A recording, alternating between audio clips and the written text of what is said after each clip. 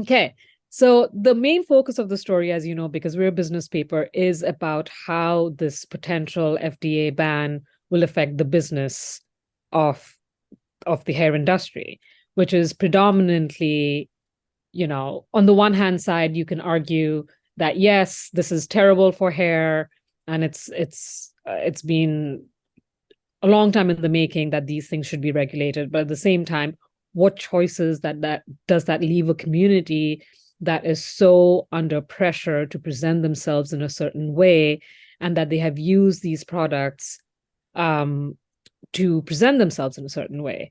And then you have small to medium sized Black owned businesses that also have relied on the income from producing and marketing and selling these products.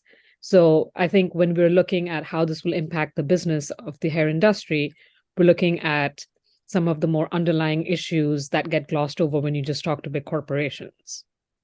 Well, let me just sort of nuance that a little bit because business is never disconnected from the humanity of people. And so Absolutely. I want to say that first is that Mhm. this is, we talk about this in terms of money and profit, but this is much bigger than this is about Absolutely. culture. And Yeah. so I also want to say that, while hair in and of itself is big business in Black communities, natural hair has also taken off.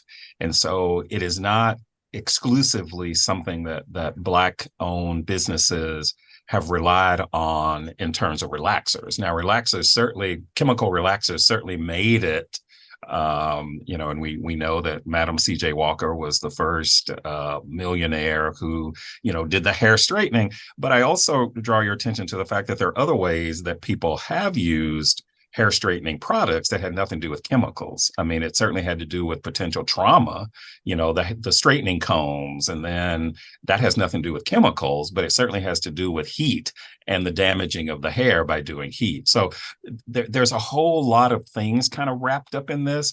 I think the big issue is that I think is going to rub people in odd ways is that there is a kind of paternalism going on with people telling them what they can and can't do.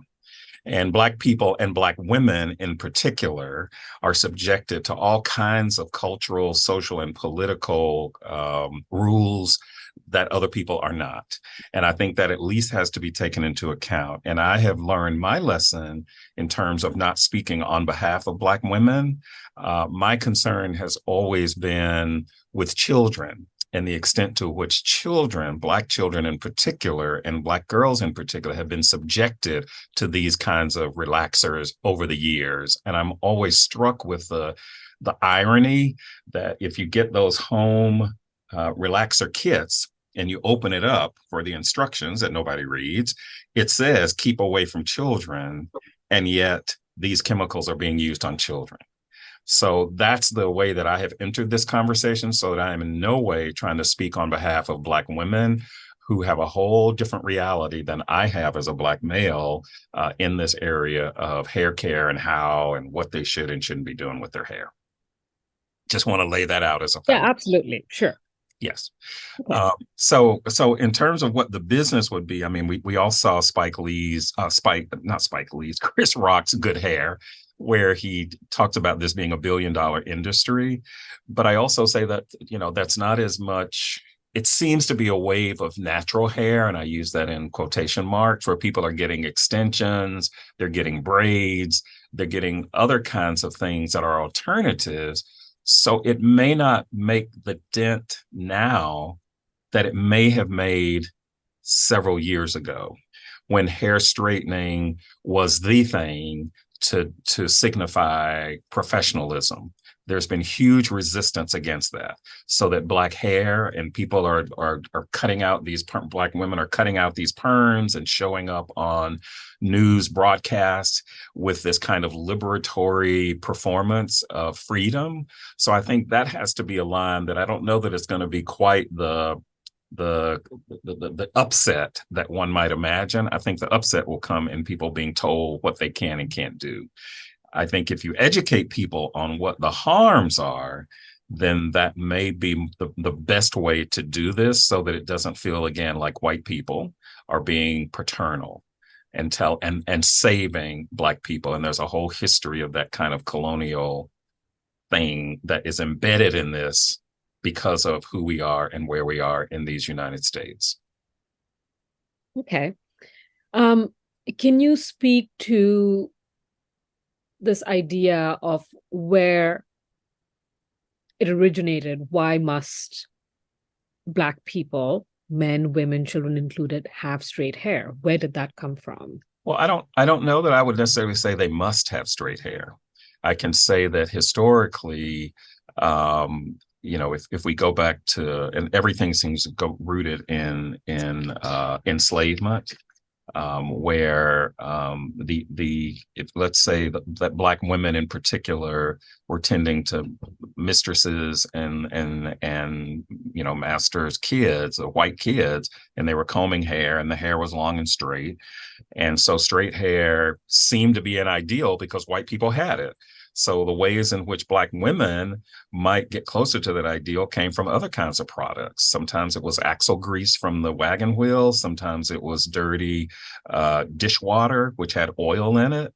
Sometimes it was just plain old Vaseline. And so that ideal was certainly something that Black women felt excluded from.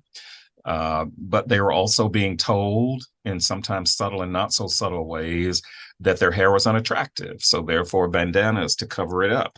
And we would see Aunt Jemima clothed in that, and that became her regular attire. And then I'm thinking of the ways in which Black women in Louisiana started wearing these covers called tingnans. I learned that from Beyonce, where that was to distinguish them from white women because white men were attracted to Black women. And so if they covered their hair, then that would be one of the ways that you could sort of distinguish the Black women from the white women, except Black women started to bedazzle those tignons and they became these elegant hair pieces. So I don't know that people felt like they had to, but it was certainly an interesting political, social landscape to try to navigate when you're trying to imagine yourself in a world that doesn't seem to reflect much that's positive about your body or your presence. So I think that it wasn't a necessity, but it certainly became something that was professionalized and used against Black women, particularly in the 70s, well, and still now, in terms of what styles they can have. But that was a futile era because even the language of hair care, we talk about permanence, and there's a joke that says, well, it wasn't a joke, it was KRS-One says Africa is so strong, you put that permanent in and she'll snatch it right out. I'm paraphrasing now. So there can't be anything permanent. And then all these restrictions when the hair was straightened chemically or otherwise is that you couldn't sweat. You couldn't, as Ntozake Shange said, you couldn't make love.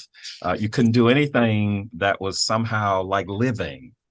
She said, the roots of your hair, what turns back when we sweat, run, make love, dance, get afraid, get happy, the telltale sign of living. So there's never been this sort of embracing of nappiness in the way that people embraced straight. And we don't want to exclude men from this because James Brown, a lot of the entertainers, it's a funny, odd appropriation when Elvis Presley saw Black men with straight hair, then straightened his hair, and then the Black men followed Elvis Presley. So it was like the Black men following each other with the straight hair. So, and then Billy D. Williams. So I guess to some extent, Prince with the straight hair. So, I mean, I don't know that straight hair was a mandate, but there were certainly enough signs around that suggested that anything that looks like mine now is not necessarily attractive or quote unquote professional. So I think that's where it came, but I don't think anybody got a memo because that memo came indirectly. Right. How relevant do you think chemical hair relaxers are in the Black community today? For those who have not embraced the natural hair movement, it's very important. And you can see this. I mean, in my office now, I have several boxes of hair relaxer because I use these when I talk about social justice through things and stuff. Um, there are ways in which, on the one hand, this allows a certain kind of autonomy where going to a beauty shop is also a bonding experience. Um, and hair straightening just became this ritual that was associated with special occasions. And you still see celebrities, Oprah Winfrey is still with straight hair. I mean, I don't think I saw Oprah with an afro until about 2013 when she had a special issue of O Magazine. And on the cover of it, it says, "Let's talk about hair." And she's got a big afro, but it almost seems like it's a spectacle. I've never seen Oprah. In fact, when she was talking to Chris Rock and Nia Long, she was going on and on about her hair was not a weave. So there is still this love affair with straight hair. Her best friend Gail still has a straight hair wig. So the natural hair movement hasn't caught on because I think we've all been showered on with this notion of what is professional and what is not. And especially when you have to legislate the extent or legislate non-discrimination based on hair through the Crown Act. So it shows me that we are still having issues with quote unquote natural hair. And I'm using quotes for natural hair because Kabina Mercer, he's a critic out of the UK, says something like, hair that grows out of your head has always been socialized. We comb it, we dye it, we straighten it, we tease it, we lock it, we do this. If you touched it with human hands, then it's not natural hair. It's just stuff that grows out of your head. And everybody does something to it.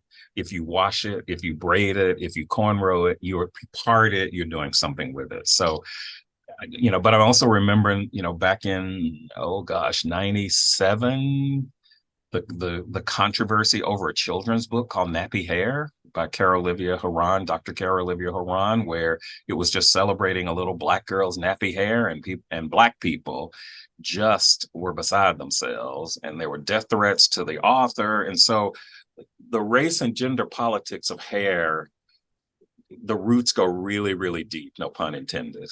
And I'm thinking that this is just one other way in which this will complicate, but there will need to be sufficient education, and there will need to be ways in which this is couched in a way that is not trying to tell Black women what to do with their bodies, because there are enough things out there policing what Black women can and can't do. They can't be angry.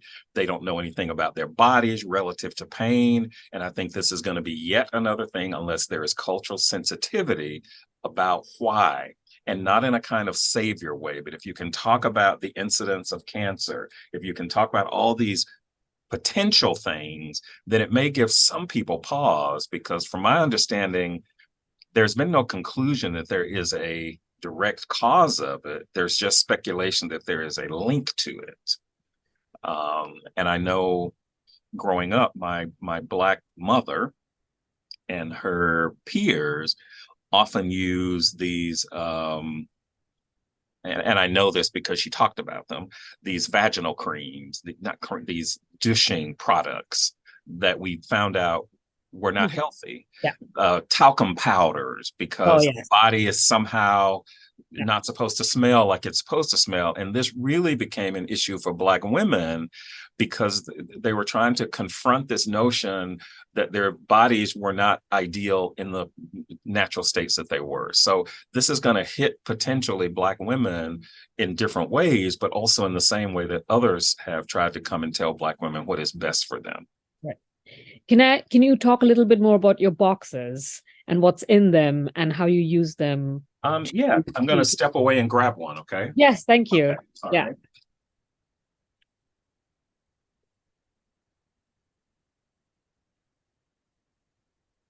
Okay, so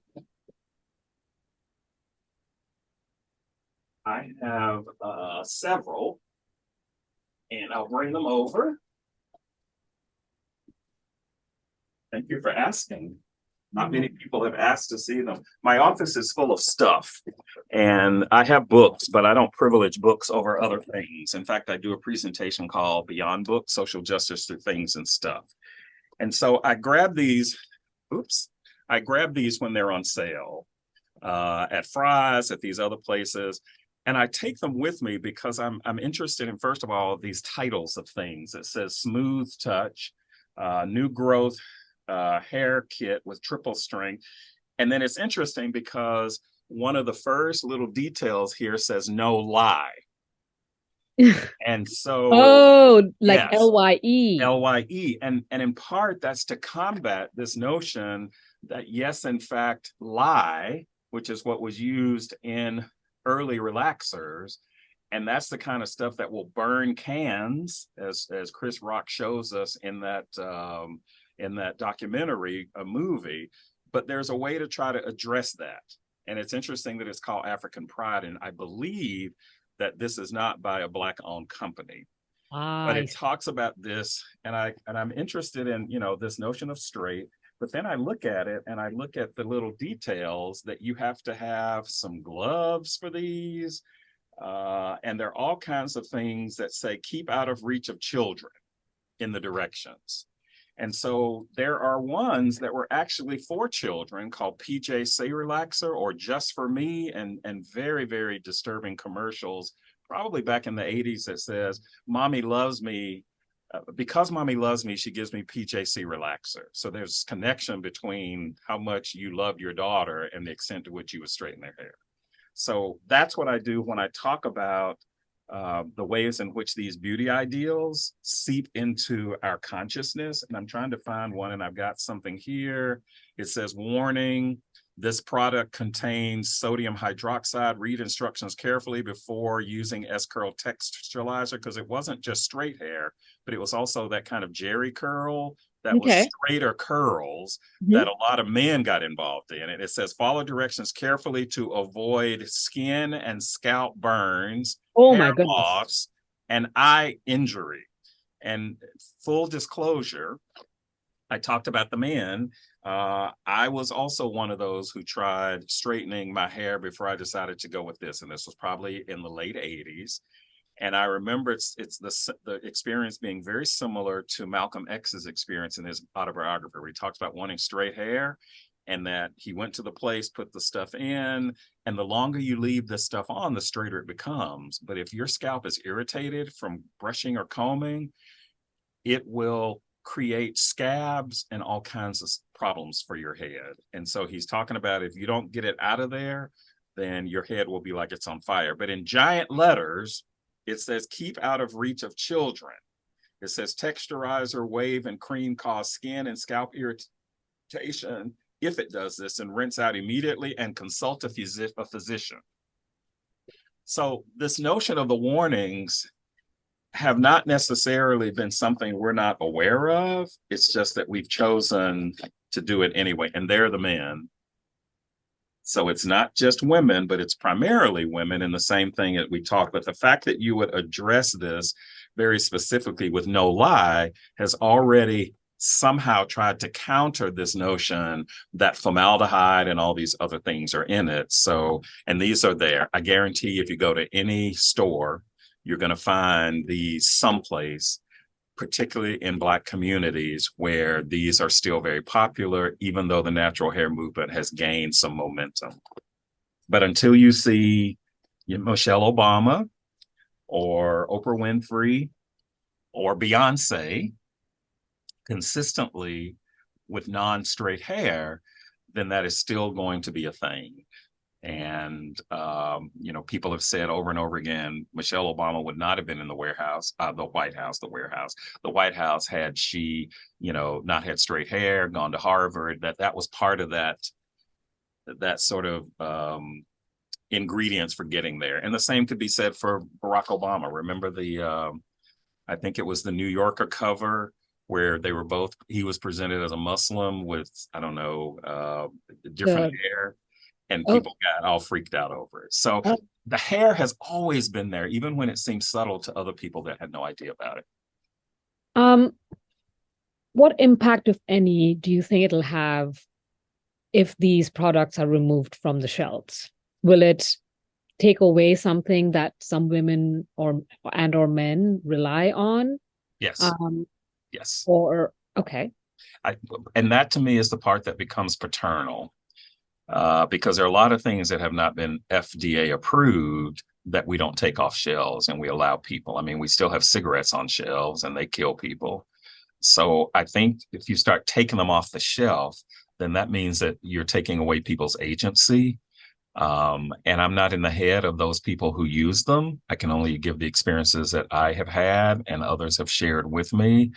But I think that's the paternalism. Unless there is a direct cause and effect, and you're suggesting a link, then I don't think that you should necessarily take the right from people to make choices about their own lives. People make choices to drink and drive. There are consequences to that. I think all you can do is put warnings on these, which is what these lie kits have often done, and then accept that people can make decisions about their own lives. And I think that was the part that I said is going to hit a cultural note if we start taking things off the shelf saying you can't use this because you can't make choices about your own life. And that is the most racist, paternal thing that one can say to people who have been subordinated in this country to white supremacy and systemic racism. What about the health, just to play devil's advocate here, what Mm-hmm. about the health impact of leaving such products on the shelf, Well, but knowing that there might be a link? the operative word is might. The operative word is might. And the link is not a cause. The link is not a cause. So there are lots of people who have used these products and have no signs, direct signs that cancer came from it. If there's a link, then that doesn't say there's a cause. And for people to tell people that they don't have a right to make choices about their lives, there are all kinds of poor choices that people make. But that's part of living in this country is you get to make a choice. And you can certainly warn and warn and warn in the same way that we warn about unprotected sex, in the same way that we warn about the Okay. dangers of smoking cigarettes, the dangers of not wearing a seatbelt, the dangers of not wearing a helmet, but we don't take those things off the shelves. So why is it this that is centrally connected with Black women going to be something that somebody's going to come in and tell you can't do it? That is the ultimate in paternalism. I see. Overeating. If you have diabetes and you have sugar, but do you take sugar off the shelf? Well, Did you see what I'm saying? So it's got to be put in the context that is much bigger than the profit of this. It has to be in the context of humanity. Part of humanity is making mistakes, but also being able to have agency. And if you know, for example, or you have been given the signs, and clearly people haven't stopped smoking, or we wouldn't be, or they wouldn't be on the shelves. But I want to know what has been taken off the shelf. Now, there's certain kinds of behind the counter things that are not necessarily prescription that have been taken off the shelf. But I don't know that this aligns with that when you're talking about something that, for the most part, has been considered not a drug, but a cosmetic. right, People aren't eating this. People are not drinking this. right. So I don't know how we can put that in the same category as stuff that has to be put behind the counter, like certain kinds of antihistamines or other kinds of things that people would abuse. People don't abuse this. They're not going to be selling this. They're using this for personal reasons. So to try to lump all that in the category, I mean, have we banned talcum powder yet? I don't think so. It's Right. still out there and people are suing people and there are lots of lawsuits. But all people can do is warn, but you can't dictate. I mean, we're warning people about social media, but can you I mean, we're trying to there are all kinds of ways in which this is, well, what about this? What about this? Why are we doing this instead of this? And I think what's not going to be escaped is the fact that this is geared toward Black people primarily and Black women more specifically. And that is going to register a very different note when I'm told what I, as a Black person, can't make a decision about relative to my own life. When you speak about loss of agency, can you Yes. elaborate a little bit more about that? And in this context, like, what do you think the repercussions will be if this was removed and there was a loss of agency for someone who relies on this for whatever reason. Well, it's not even relies on it, but chooses to do it. Chooses to do Chooses it. to do it. So, you know, this is a society that has a history. This U.S. society has a history of Black people being told what they can and can't do, and Black women in particular. We had laws about that. We had laws that said that Black people can marry. We had laws that said Black people can't own property. There were laws that said Black people couldn't vote. There were laws that said Black people can't go to schools. There are laws that say you can't sit in this part of the bus. In There are laws that says you can't drink from this water fountain. You can't be buried. So that's the history of this. And nobody else has been, and other groups have certainly been subjected to that. You see those Jim Crow laws. I have one here that says no dogs, Negroes, and Mexicans. So there are other groups, but I'm saying this is not geared toward Mexican folks. Now, there may be people who have straightened their hair, because I'm certainly not saying that others don't use this, because we do know that people perm their hair to get it curly sometimes. But this is a conversation for me that centers around Black women in agency. Black women can't go to school. Black women can't do this. Black women can't earn as much money as white women can earn. I mean, that's the impact, and that's the social, political, historical potential of somebody telling you what you can't do when you don't have a direct cause of that. You can only say there is a link. And if people choose to do it, and here's another example, my grandmother, who passed away in her 80s, had diabetes.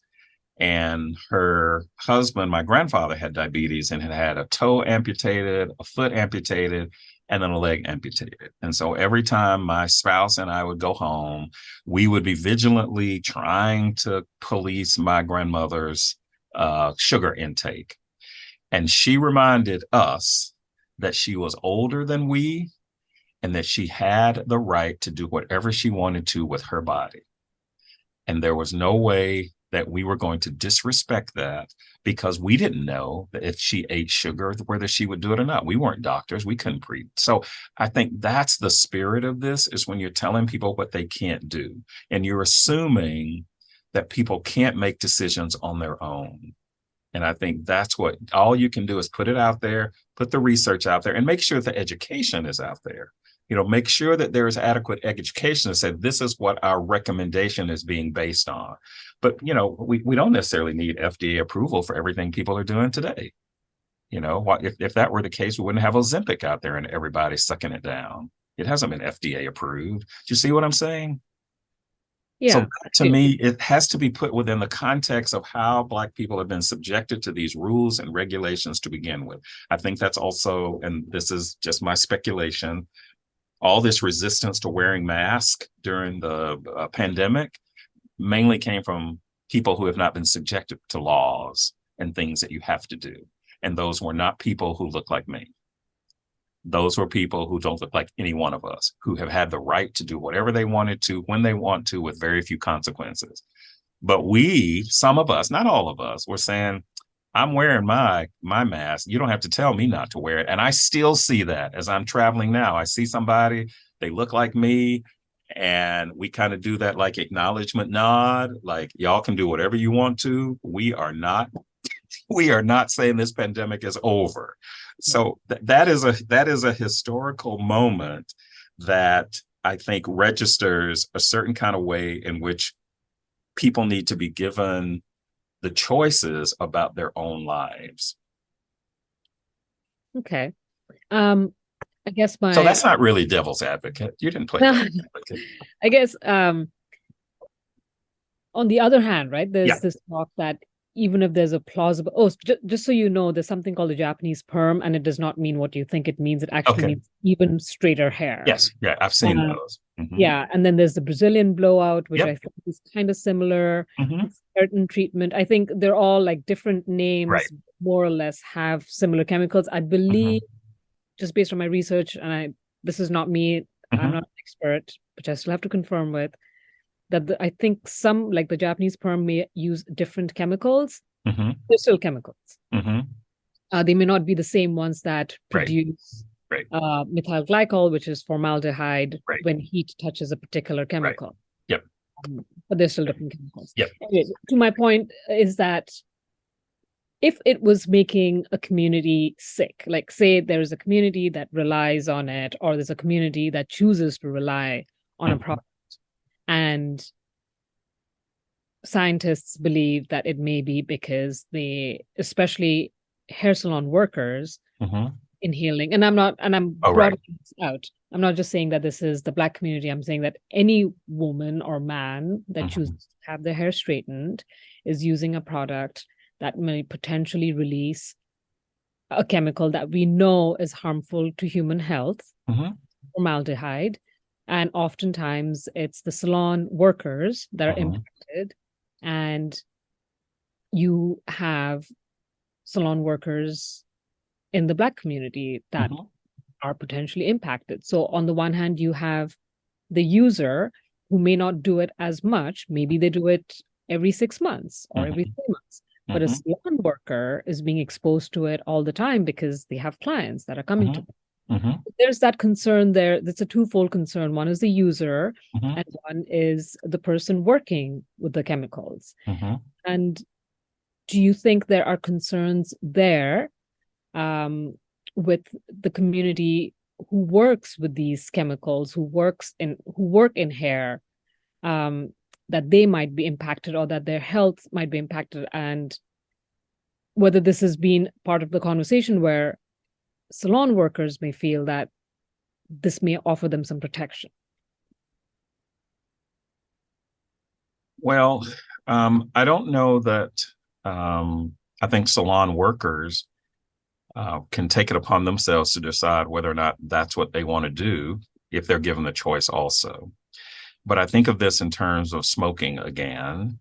People have suffered from secondhand smoke, and there are ways in which, we have no smoking on a plane, no smoking in, but we haven't banned smoking altogether.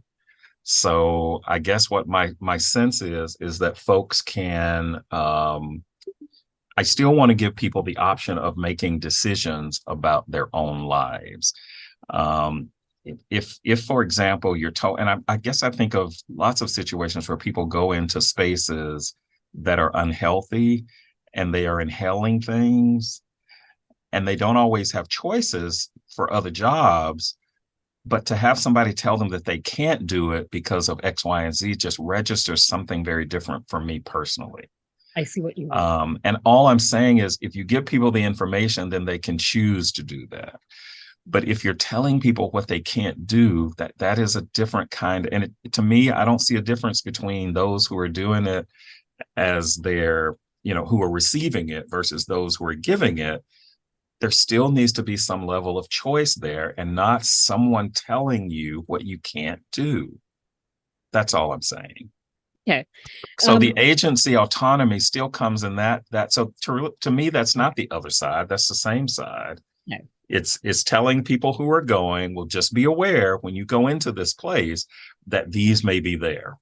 And I guess I guess maybe the way that you can explain this as a larger issue is that, if somebody gets sick and they come down with cancer, then it's not just them, but it's their whole circle that's impacted this, potentially insurance companies. Where I don't know. That to me just opens up a whole lot of possibilities that don't necessarily target any one group. Right. And this feels targeted. I just showed you 4 of the 7 boxes that I have, and these are Black women. So I don't think we're going to get away from the fact that this is going to come down as being targeted toward telling Black women what they can't do. And we have done that over it. We did that with Michelle Obama. We attacked what she was wearing to the Grand Canyon. We told her we didn't want to see her arms. We told her she wasn't dressing properly. She wasn't professional. Do you see what I'm saying? This is a very different kind of conversation. I understand the potential health concerns, but I also understand the historical paternalism that comes with that is very racist. That's what I'm saying about this. And that for me is the bigger issue. It's telling your young, don't speed because you could have a wreck. wear your seatbelt, but you have no control over that. That ultimately that driving person is going to have to make the decision. And so I'm saying there's a way in which adults now, children, that's different, but then the parents of those children have agency over the children. The children aren't buying these products, but how are you going to tell a parent how to raise their child in that way? So I just think this is going to have cultural implications beyond. I don't know that it's going to. I mean, I guess I'd have to see data on, to what extent has the natural hair movement sort of taken on so that it's not going to make this quite the big giant halt in the road that one might have imagined, I don't know, 10, 15 years ago, when hair straightening was the thing. It is not the thing now, but it's still a thing. But there are people who I see all the time with hair like mine, and it's not going to phase us one bit. It's not going to phase them one bit because they've given up that.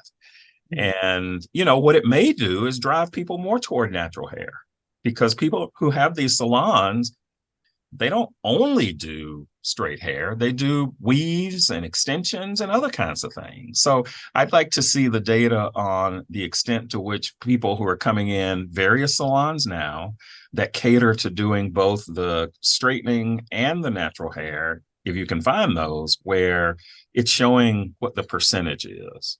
Right. I mean, just to your point about, how, wavy hair or natural hair, the Yeah. natural hair movement, Mm-hmm.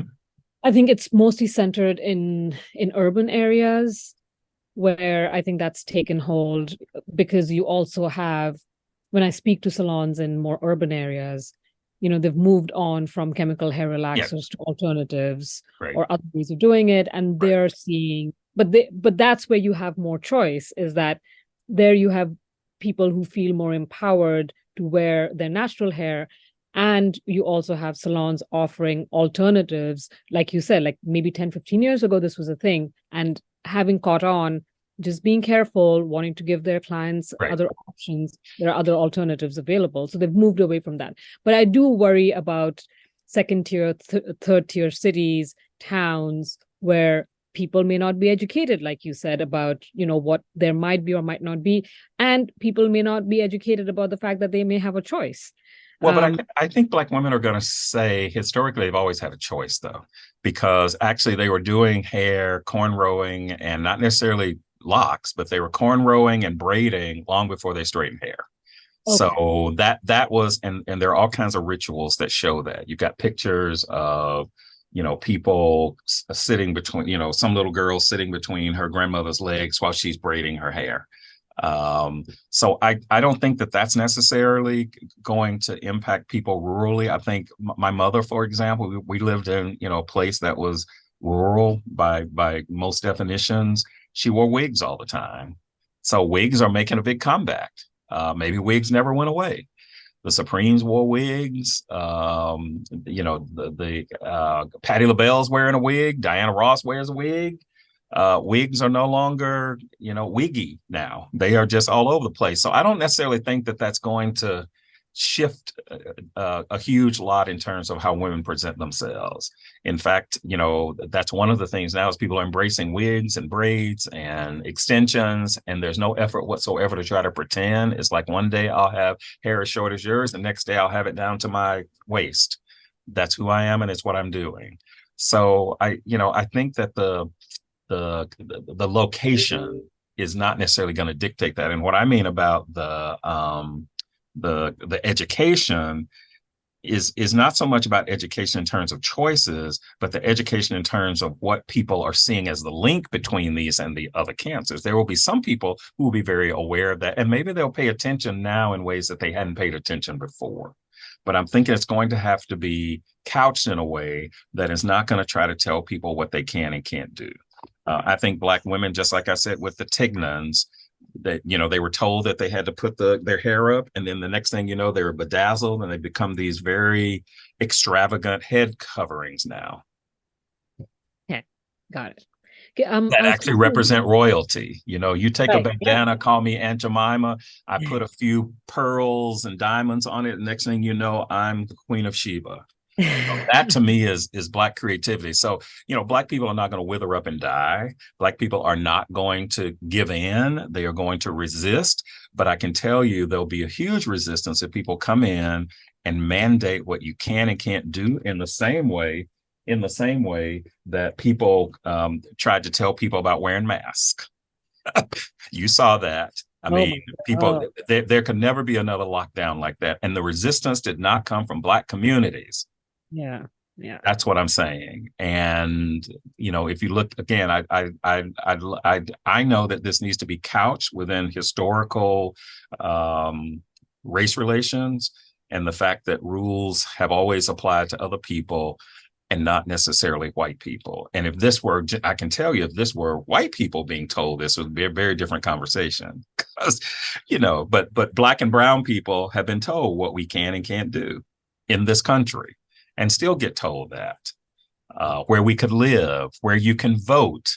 That is happening now with modern day. Do you see what I'm saying? So this is part of a larger socio-cultural political conversation.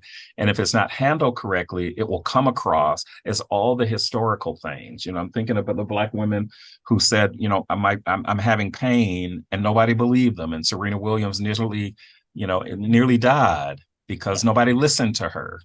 So all of that's going, and people are more willing to resist that kind of paternalism now that comes from white supremacy. That's what white supremacy is. I know better for you than you know about yourself. And let me just tell you what's good for you. That is white supremacy 101. That is systemic racism.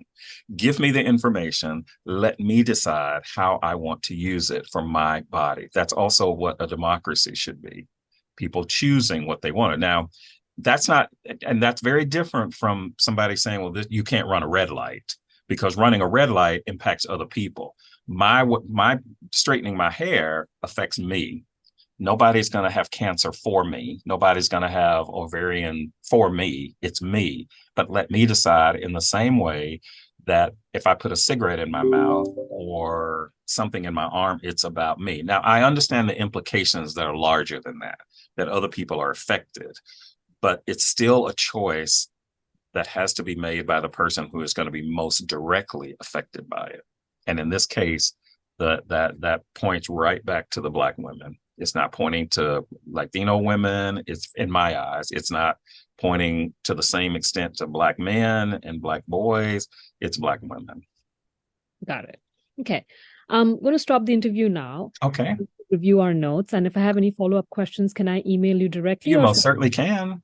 okay, or should I I welcome, yeah, also and I'll probably do because I'll probably give you a call because okay. I'm not a very good typist, and Okay. I can talk a little more Oh smoothly yes. than my frustration with typing. Oh, no, absolutely. I was just going to say, like, I am also aware of my imposition on your time. So Oh, if you prefer, I no can worries. call and then we can have a Yeah. chat Yes. versus you typing things out. Yes. All So right. And I will go ahead and send this to you as soon yeah, as it converts and comes to me. thank you All so right. much. Thank you so much. All right. I enjoyed it. Bye bye. I'll be in touch. All Thank right. you. Bye bye.